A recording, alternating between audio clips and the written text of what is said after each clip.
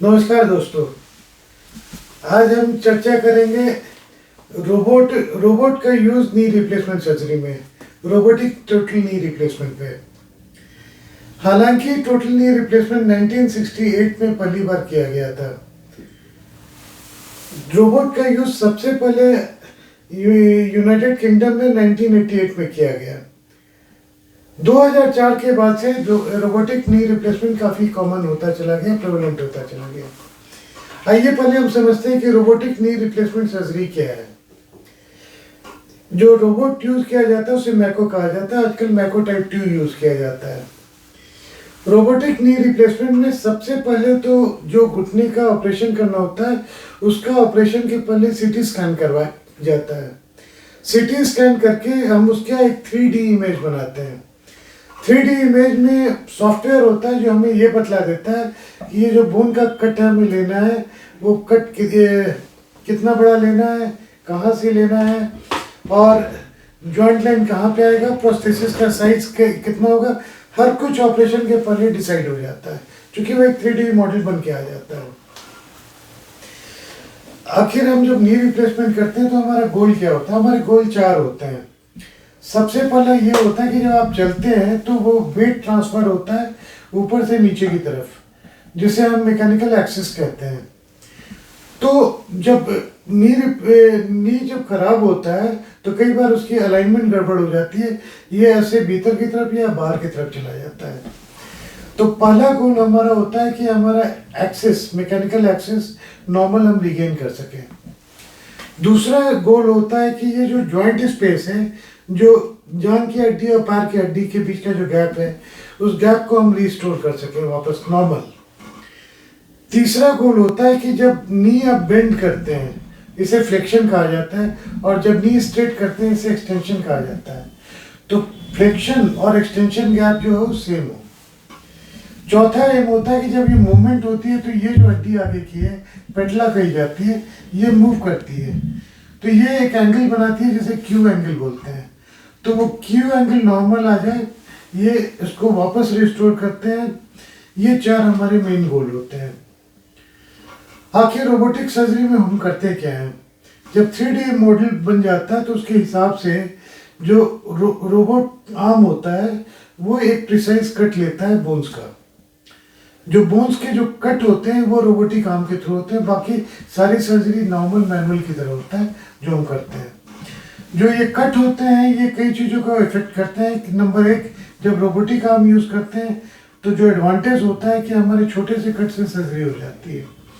दूसरा, जो soft tissues है, जो साइड के लिगामेंट्स हैं, जो पीछे का पोस्टीरियर क्रूशिएट लिगामेंट है, उसकी इंजरी होने के चांसेस कम होते हैं, क्योंकि रोबोटिक आर्म जो कट लेता है वो पूरी कैलकुलेटेड लेता है, पीछे की लिगामेंट या साइड के लिगामेंट को डैमेज नहीं करता है।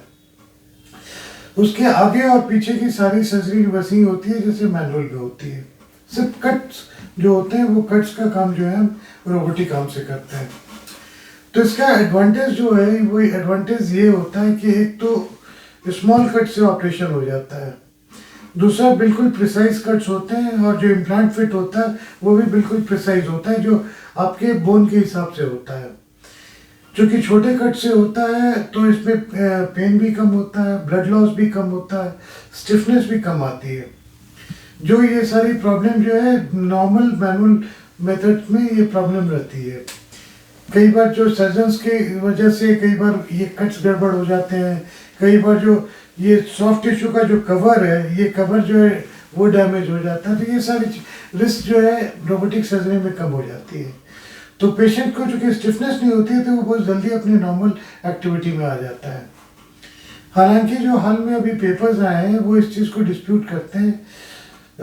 कुछ पेपर फेवर में है, कुछ पेपर निगेटिव में है। मैक्सिमम पेपर का कहना है कि 1 साल के बाद ये दोनों के रिजल्ट्स बराबर हो जाते हैं, चाहे आप मैनुअल करवाएं या रोबोटिक करवाएं। जो फ़ायदा होता है वो इमीडिएट पोस्ट ऑप में होता है कि पेन आपको कम होगी, स्टिफनेस कम होगी, अर्ली आप मोबिलाइज हो सकेंगे। ये तो हो गई कि एडवांटेज क्या होता है। डिसएडवांटेज क्या है, उसके प्रॉब्लम क्या है? प्रॉब्लम जो रोबोटिक नी रिप्लेसमेंट करते हैं, चूँकि वो रोबो के थ्रू होता है, वो सारा हम कंसोल से कंट्रोल करते हैं, तो उसमें टाइम ज़्यादा लगता है। क्योंकि एक्सपोजर ज़्यादा टाइम तक होता है तो इसलिए इसमें इन्फेक्शन होने का खतरा होता है। तो आप जब भी डिसीजन लेते हैं कि आपने नॉर्मल मैनुअल करवाना है या रोबोटिक करवाना है, तो आपको एडवांटेज भी पता होना चाहिए कि अगर प्रिसाइज कट है, परफेक्ट साइजिंग है, सॉफ्ट टिश्यू बैलेंस मेंटेन्ड है, कोई लिगामेंट इंजरी नहीं है, तो चांसेस है कि आपकी प्रोसेसेस की लाइफ ज़्यादा होगी मैनुअल के बदौलत एक कंपैरिजन में। और इसका रिस्क है कि इन्फेक्शन का रिस्क बढ़ जाता है। जो नॉर्मल मैनुअल में जितना इन्फेक्शन का रिस्क है उससे कहीं ज़्यादा इसमें इन्फेक्शन का रिस्क होता है। रोबोटिक सर्जरी काफ़ी सक्सेसफुल सर्जरी है, ग्रेजुअली इसके नंबर बढ़ते जा रहे हैं। जैसे जैसे लोगों में अवेयरनेस आती जा रही है और जैसे जैसे अलग अलग सेंटर्स में रोबोट आते जा रहे हैं, ये रोबोटिक सर्जरी बहुत ही ज़्यादा कॉमन होती जा रही है। इसीलिए ये वीडियो बनाने का पर्पस था कि आप जब रोबोटिक सर्जरी के लिए जाते हैं तो आपको एक बेसिक पता हो कि रोबोटिक सर्जरी होती क्या है। इस टॉपिक पे आगे भी हम डिस्कस करते रहेंगे क्योंकि ये काफ़ी इन थिंग है, काफ़ी लोग करवा रहे हैं, काफ़ी लोग की क्वेरी होती है इसके बारे में। आज के लिए बस इतना ही।